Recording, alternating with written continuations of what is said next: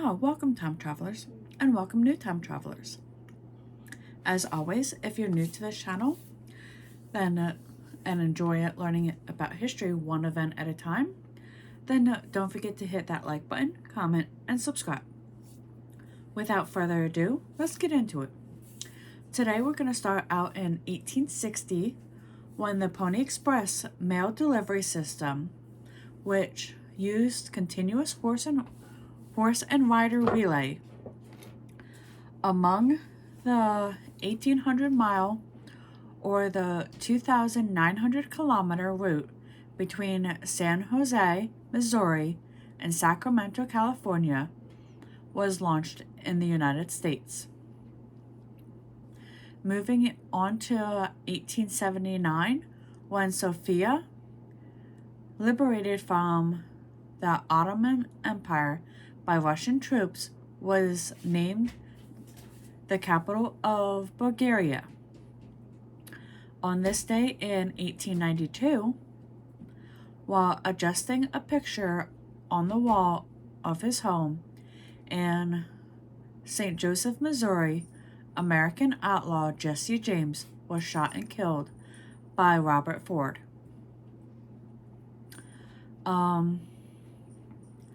1922 brought us two events. The first one is when Joseph Stalin became Secretary General of the Communist Party of the Soviet Union, a position that provided the power base for his dictatorship. And the second event is American singer and actress Doris Day, whose performance in movie musicals of the 1950s and sex comedies in the early 1960s made her a leading Hollywood star, was born in Cincinnati, Ohio. Just 2 short years later, in 1924, American stage and motion picture actor Marlon Brando was born in Omaha, Nebraska. 6 years later, in 1930, Helmut Kohl, who served as Chancellor of West Germany from 1982 to 1990, and of the unified Germany from 1990 to 1998, was born in Ludwigshafen am Rhein, Germany. 1946 is when the Japanese Army General Homa Masatsuri was executed for forcing the Bataan Death March. In 1947, Secretary of Interior Julius A. Krug closed indefinitely 518 miles for safety reasons. Or 518 mines for safety reasons. On this day in 1948, U.S. President Harry S. Truman signed into law George C. Marshall's post-World War II plan to revive the economies of Western and Southern European countries so as to foster democracy in the regime.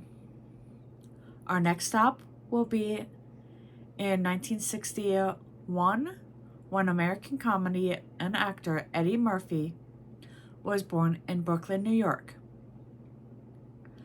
5 years later, in 1966, when Indian Prime Minister Gandhi returned to New Delhi after a 10-day overseas trip, which included talks with President D. Gala, President Johnson, Prime Minister Wilson, and Premier Kogan. 2 years later, in 1968, at an event for the Memphis sanitation worker strike, American civil rights activist Martin Luther King Jr. delivered his mountaintop speech. The following day, he was assassinated. Now, in 1973, the first handheld mobile telephone call was made by an employee of Motorola who called AT&T Bell Laboratories. 1977 brought a Soviet president, Novalay V. Pagoni, who returned to Moscow following a 2-week African tour, highlighted by visits to Tanzania, Zimbabwe, and Somalia. By the signing of a treaty of friendship with Masbrook, the trip was seen by some political analysts as an attempt to reaffirm close ties with Black African nationalists in the wake of anti-colonist diplomacy wielded by former U.S. Secretary of State Henry Kissinger. On this day in 1996, federal agents in Montana apprehended Ted Kaczynski, an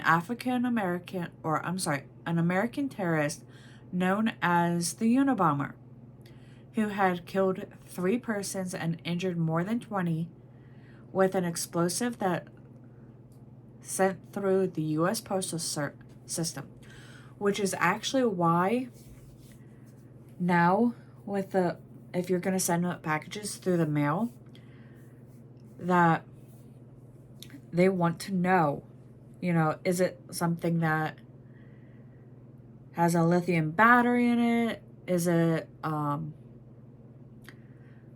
without telling them the contents, is it something dangerous? This way, if the weight doesn't feel right, they will take it to a safe area and blow it up to see the contents. 8 years ago, in 2016, private papers from a Panama law firm were made public and revealed how wealthy clients concealed their wealth and avoided paying taxes. The Panama Papers represented one of the biggest leaks of confidential data. Repressed one of the biggest leaks of confidential data. And with that, we return to 2024 and our current history. Till next time.